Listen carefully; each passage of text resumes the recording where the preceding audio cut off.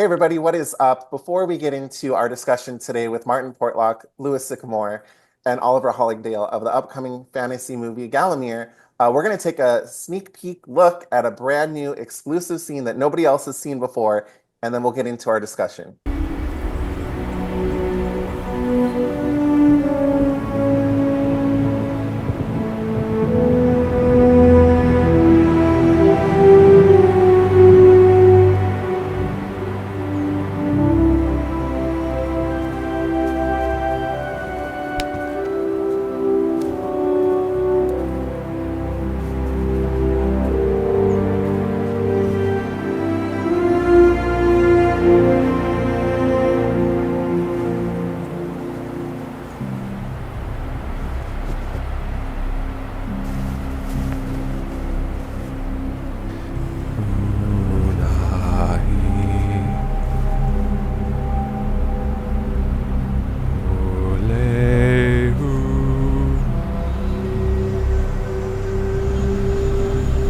What now?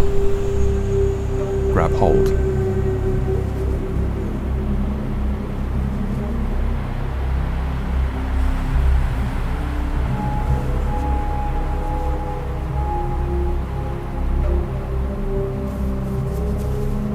What are we waiting for?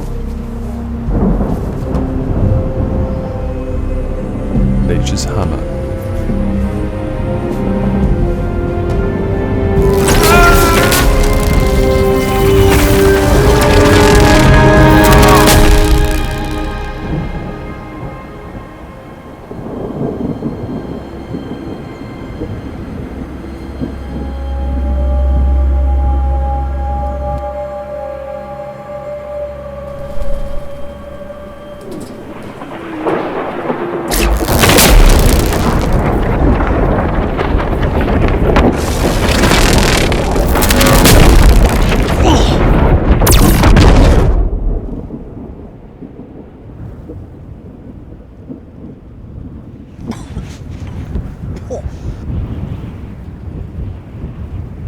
Take a moment. That feeling will pass.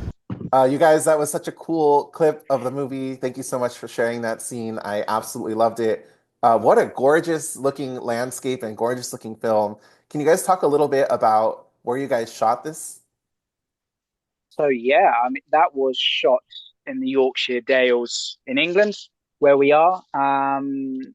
Again, a beautiful place. As I mentioned, the one of the biggest things is trying to find, just these beautiful locations and utilize it. Because again, England has just such unusual landscapes and things that are very different, say, than the US, which is again sort of medieval. So yeah, it's just we this place was also featured in The Witcher, which was really cool. And yeah, it's just we just made it a mission to go to actually physically put ourselves in these things because it gives life to the movie. The movie has less than 10 green screen shots. We made it so abundantly clear that as much in camera as possible. Because you can't beat it. You can't beat it. You can just see the people there standing. These guys are standing on the edge of a massive, drop on the edge of this and he made us do it. He made us do it. Those locations actually, because there were obviously two different locations. Because you got the first one where they're walking up and they grab hold of the staff. It was one location that was down south. That was the south of the country. And then when we went to do the bit where they land, that's up in the North Yorkshire Dales. So we actually travel across country to go and do the latter part of that scene. So it's completely different times of and days. 100%. But it was such a great journey, because none of us really knew what was going to happen because it was in the script. Okay, so everyone holds on to this piece of wood. We're all stood at the top of this hill with the grass and horses down the bottom, holding onto this stick, going, "What the are we doing here?" Next, yeah. And Ollie's there with the director of photography out with the drone. A lot of it was done via drone. There's a lot of drone shots, which is absolutely beautiful landscape to capture. But we got the giggles, like the bit where he goes, "Nature's hammer." Well, I remember Tess Tess kept laughing because I had to look her straight in the eye when I said nature's hammer, and she just kept losing it. Oh my gosh. It was quite funny. That was good. Yeah, Can you guys talk a little bit about the costumes? Because the costumes are so great. Were they comfortable? Mm. Were they, too hot? How did you guys feel in those so costumes? we have been very blessed with the costume, because that was one of the things when you start thinking about the early um, discussions about how we're going to even do this short at the time. One of the things it's always go to the costumes, because I've seen many indie movies, very lower end indie movies in the past, and the costumes, they just look that they were purchased from either Amazon or some kind of fancy dress costume down the road, and they just look very cheap or plastic, or they just don't have the weight. And as Martin mentioned, when we had our first initial meeting, to kind of just discuss and just be transparent about the whole project, I did have conversations with this costume designer based in the UK. His name is Christopher. And he wanted to come down, and he was very happy to come down and just kind of hear me out, really. And from that initial kind of discussion, he was just very happy to be involved, to kind of get involved with the kind of costumes. And he's been retired for a long time, but this is something that he just does in his kind of spare time. He likes to work with photographers, and he's done lots of Vikings and copying like Ragnar Lothbrok and those kind of characters from the shows. And so he just, and he brought his costumes with us, so we got to mix and match and try. So it's real leather, it's real chainmail, it's real swords, real cloaks. And as these guys are going into more harsh, their capes are getting dirty, their boots are filling with mud and water, everything is just getting heavier and heavier, and it helps with the acting.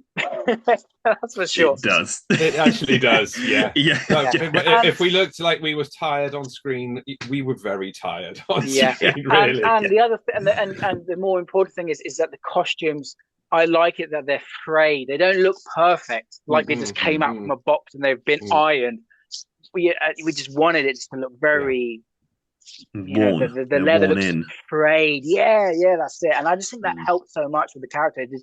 You feel these characters have lived in these costumes day in, day out. They when they sleep, they roll up their cloaks and they use it as a pillow, and then they put it back on again. Off they go. We were very meticulous about those kind of details, even when it come down to makeup. We had a couple of amazing makeup artists on set, but there were times. I remember this one time that we didn't have a makeup artist, and there was a scene that was part of a fight scene, and I think it was the one where Craig was doing the fire swords. I think there was a time frame, and when we were doing the makeup, we were very meticulous. Like, people in film sometimes just go, right, this person needs to look dirty. So they'll put the dirt on their face and they'll do all that kind of stuff. But if you look closely, they've got a completely clean hairline and all this kind of stuff. And we were very meticulous about that. So we got the grime in there, like natural grime into the hair and stuff for all of these. Behind the ears. Behind the ears and stuff like that. Collar, we really made it look. The hands, gritty. Really. Yes. You just and when doubt, you're standing around next to mud all the time, so I'm like, guys, stick your hands in, and looks great, bit of sweat and everything. Oh, great. Sweat. That's awesome. Well, thank you guys for that awesome clip, and let's go ahead and get into our interview.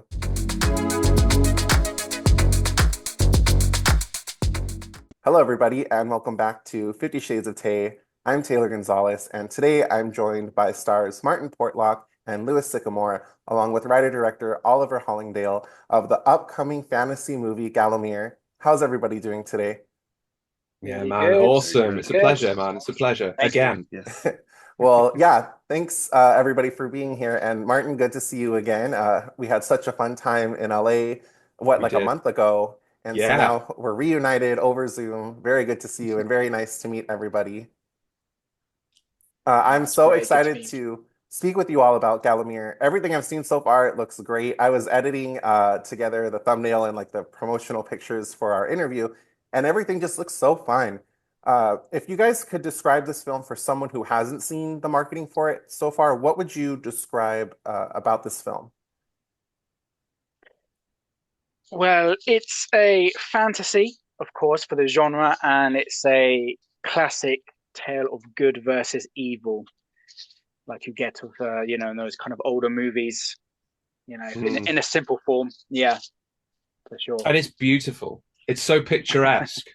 Like you get a lot of action movies and you get a lot of fantasies these days, but this film focuses a lot on that wonderful frame and everything that's happening within that frame, and it just gives you this, even if there's like no narrative for the story happening in any one moment, you just feasting on the beauty of these shots. Yeah, I think it's one of those things as well as versus these big movies where they have hundreds and hundreds of millions to build endless sets and really go big in scope. What we've done is we've created a sandbox world where this world exists, but our heroes are kind of just a handful of cogs in the grand scheme of the bigger things. But again, what we try to do, and especially from my end, is try and give it, it feels very folklore-esque. It has that quite poetic and visual flair to it that I think hopefully the audience will enjoy. I feel it's a lovely eclectic mix of mythology, fantasy, and reality kind of combined into one, because everyone can relate to something that's happening to these characters in this movie. So there's the reality, and you've got elves and you've got mages and you've got magic, and there's your fantasy, and the mythology. There's even within the story of these characters, they have their own version of a mythological time, beings that came from the sky and and founded the world that we're on, and I love that. Yeah, absolutely. It's definitely one of those things when you kind of think about the story. I guess one of the classic tropes is you always have the one person with the destiny who's going to save the realm and all this kind of stuff. And I never wanted this. And then they step up and they save the realm and they're some kind of orphan or whatever. Luke Skywalker. Sorry. Well, I mean, it's tried and tested, and it does work. But for me, kind of, and when I kind of co-wrote this as well, one of the things was again, when you look at things like Lord of the Rings, is obviously the benchmark in the best. But what I love about that movie, yes, you have the central themes of destroying the ring and Frodo. But what I love about it is every character has an important part to play. Everyone feels big or small, integral to the they all have a contribution, don't they? Everyone has a contribution, and that's kind of one thing when conceptualizing these kind of characters, is that you have the kind of a through narrative, but they kind of do split off a little bit from the main story, but it all comes to a point towards the end and they all fuse back together, but each one has important components that build up the story. So that was kind of, so everyone feels they're kind of well highlighted evenly with the story, which is nice because I think everyone will gravitate towards different characters, like how we do with like Lord of the Rings and stuff. Some people, I love Sam, and no, Aragorn, or no, Legolas is so cool, and so I think it would have a kind of broader appeal with people when they watch it, and they'll hopefully have their favorites, which would be nice.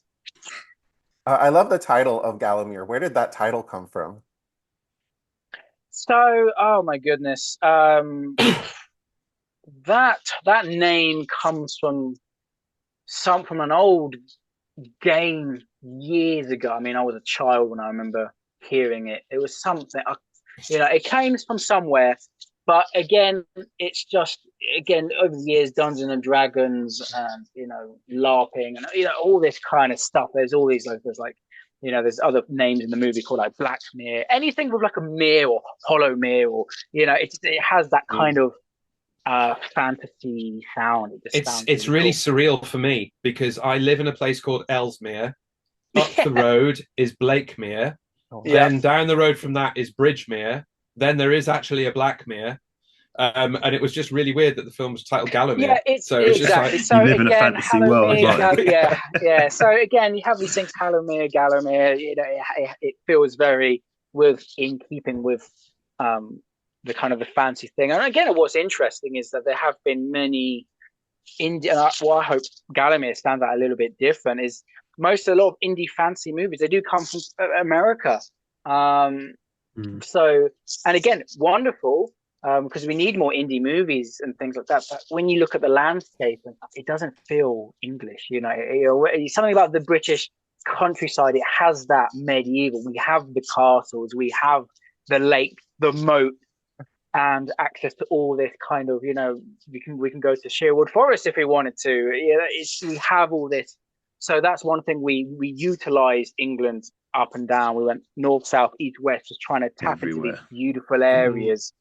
So and that's another thing as well. Locations plays a big part because we wanted to shoot as much in camera as possible. And I think in a world where everything is with AI and CGI, I think it does sort of I think people start to switch off from that a little bit, where you go, oh, well, I'm just looking at a video game cutscene now. Nothing just doesn't feel tangible. But when you see our movie, you go, oh, these guys are walking in the middle of nowhere and it's raining. It just feels, yeah. Trudging. What can you tell me about your character of Jonas? Okay, so he's a very troubled old man. So he in the story, without giving too many spoilers away, he's actually one of three beings. And we know that two of his counterparts had fallen in the past defending this realm from something or other. So he's been on his own for millennia. And he's been fighting to kind of protect this realm on his own. And he's classed as a pillar of light. So there were three pillars of light. And now he's the last one, and I think he struggles, and sometimes he feels like he should just kind of step away and let the mortals do their thing, and the less he's in the world, the less big powers are going to want to try and take over and all this kind of stuff. And he, because of his long existence, he's a bit detached from the importance of what mortals, the important things that mortals regard as life, because if he grew up watching a human, the human would just go in the blink of an eye to him. So he's very switched off as to what's important for the little guys. Does that make sense?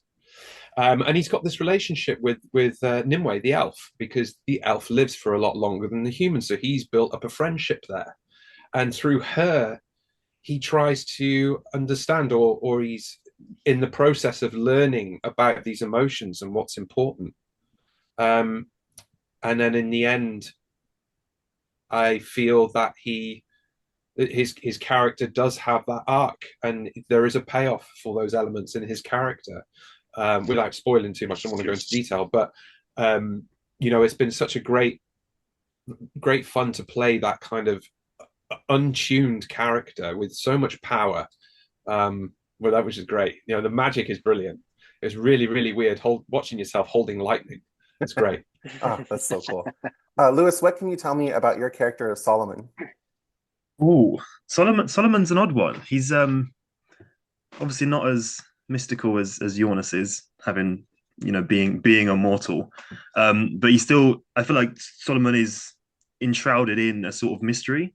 He comes from a different land to sort of the majority of the characters. The glistening Isles, I don't want to reveal too much either.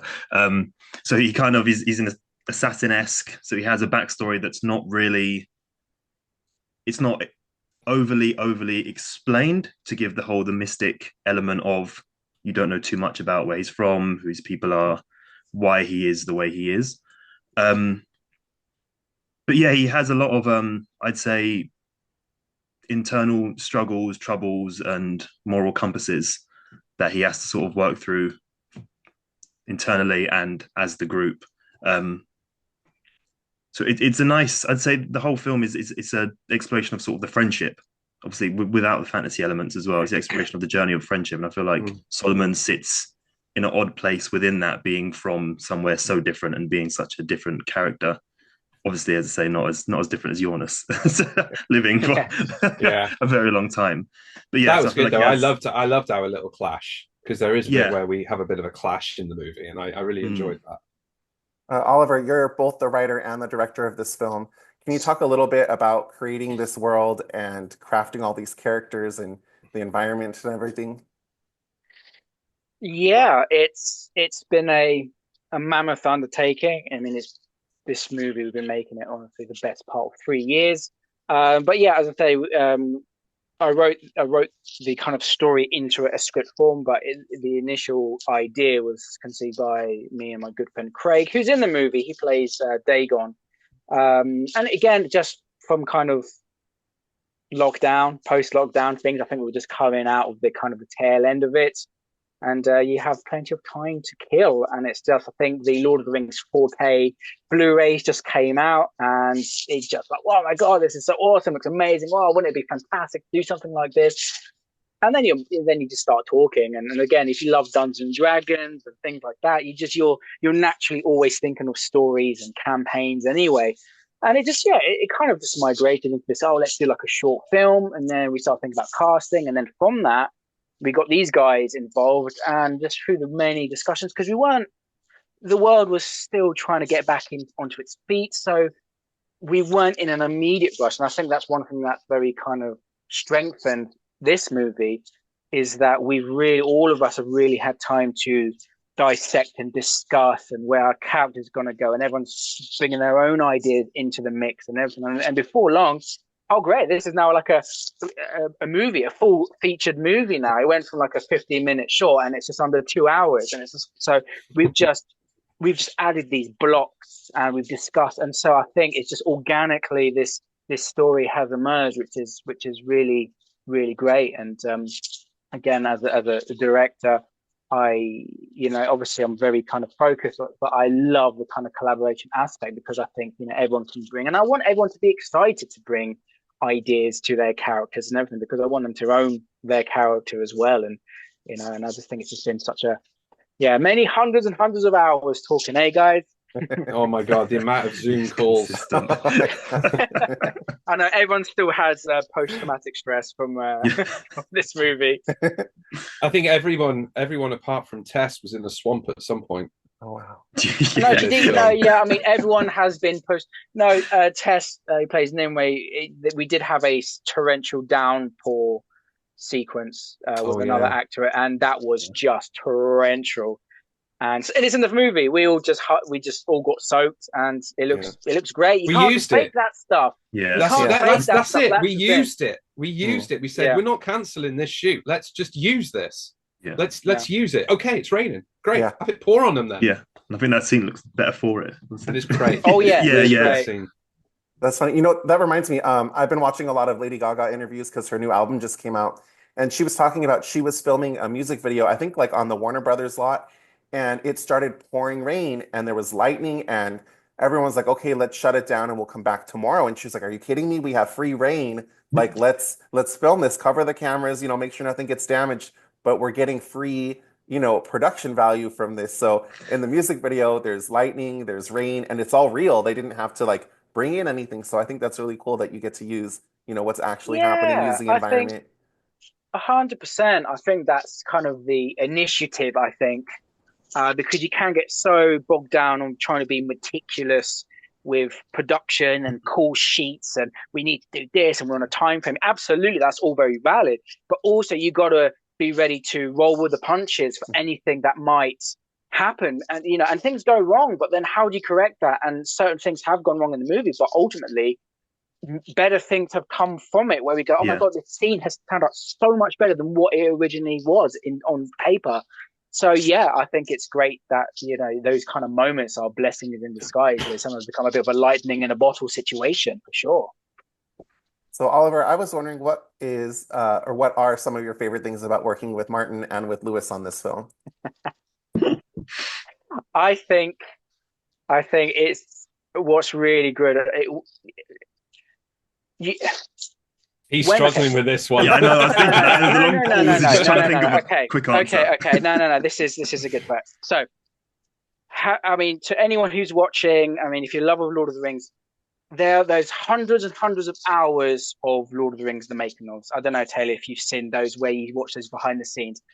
And as a young person watching those behind the scenes, you can see they have such deep friendship, deep love for each other. They obviously make, stress and everything to make this gargantuan movie, but they had this love and friendship, and you could see that. And as a person growing up who wanted to hopefully one day make a movie, I always thought, if I could tap into just and have that kind of essence in this dynamic with a group of people who I'm going to work with, it'll just be the best ever.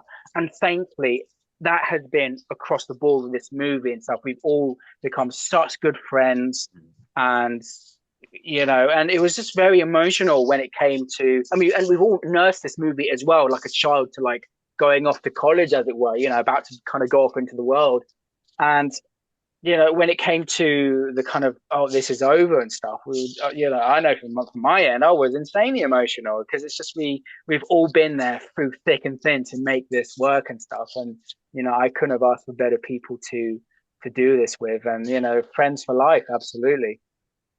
Martin and Lewis, when you guys first were pitched this film and you read the script for the first time, what was the most exciting part of this and the most exciting part about your character?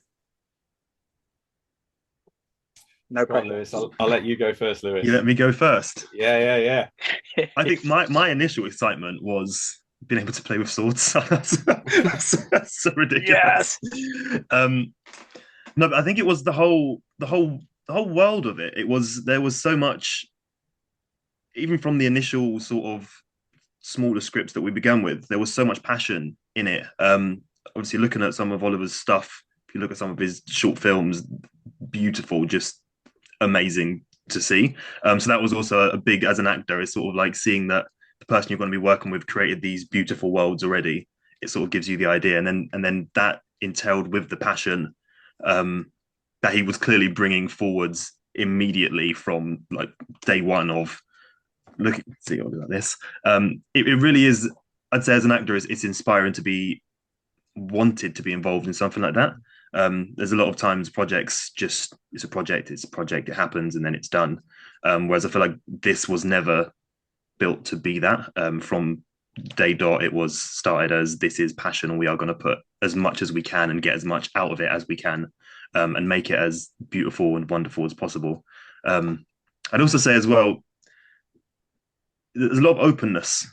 And a lot of ideas were put out and accepted or rejected as they were, but it was, if an idea was good, it was taken in. So there was sort of times, I remember we worked on the accent for my character a few different versions right at the beginning, and it was sort of, you can have a play with it and see what works and how it comes out and why then that sort of gets put together for the whole project.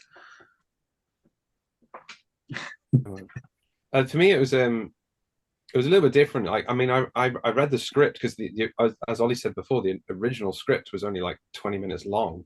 But when we went to do that short film, we all had this meeting and we all got together around a table and we all read this script, and we were all kind of looking at each other and going, the story for this is it's too big for 20 minutes.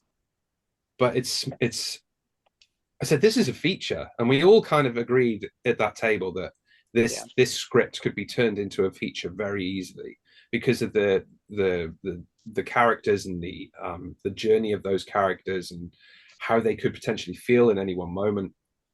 And I really enjoyed the thought and the feeling of developing those characters, and that just built enthusiasm, I think, for everyone. And everybody's enthusiasm was so good and so high, you couldn't help but be enthralled into that lovely eclectic mix of these random people who were all very, very different people, just creating the same thing and relating to the characters that are in the script. And that, for me, just kind of went, come on, Martin, you're coming into this because it's just perfect for you. So I'm a big fan of double features. So I was wondering if each of you had to pick another movie to pair with this film when it comes out to create your own double feature, what movie would you pick?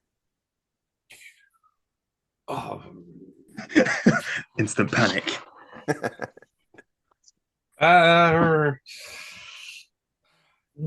Beethoven second. No, I'm joking. I'm just trying to. Yeah. So Do you want me to go? you have a go because I know you've got one. Yeah. So because again, our film is very tonally, it has a very sort of poetic and very ethereal and beautiful nature, and it has this kind of very folk, mythic kind of quality to it.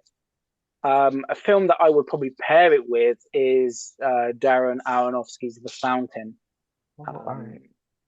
Is one of my. It's very an underrated, quite appreciated movie, but it has a fancy elements. It has a bit of sci-fi to it, but it's all this. It's life, death, good and bad, and it's sprinkled with beautiful music and imagery, and it just has this, aura about it. And I just thought, I think that could be quite a nice, beautiful, entrancing evening double feature. That would be my pick. See, I struggle with this question, and I've been asked it before, because Gallomere's got this very kind of like beautifully shot sequences, and it's very elegant. It's like it's similar to the Green Knight, but not as long on horseback. Yeah, it's not. So I struggle to find other films that I've seen that are similar. The fantasy elements, you can cross-reference certain elements that are in there to the lightning with Thor and stuff like that. And you can go back to the older movies with Willow, with those kind of those magical elements of that world. I think I'd struggle to pair the film. I personally think it's very unique. Yeah, I can second that. My brain's just trying to think of films that are equally as beautiful, and I'm stuck on things like The Life of Pi, and it's like, well, it doesn't fit quite well with it because it's not the same style. David Attenborough would have done a good job. Yeah. Oh my gosh. But yeah, I really struggle with that one. Yeah. So I know you guys don't have a release date just yet, but where would be a good place for people to follow along and keep up with all the news regarding release dates and how they can support this film? Yeah, so again, GallomereTheMovie.com is the official website for it. And then through that, you can find all the social media avenues like you'd normally follow the breadcrumbs. And then, just from there, any updates, any interviews, screenings, all that stuff, it's updated there and things. So it's all nice and contained in one place. I will make sure or you can stalk us on our social medias, because on our Instagrams and stuff, because we're always posting up cool stuff about the movie. Yeah, I'll make sure to put links in the description of this video so everyone can come and support the film and keep up with all the news. But Martin and Oliver and Lewis, I cannot thank you guys enough for taking time out of your day to be here. I look forward to seeing the film, and I hope you guys all have a great rest of your day. Thank you for having us. You guys. Bye. Bye. Bye-bye.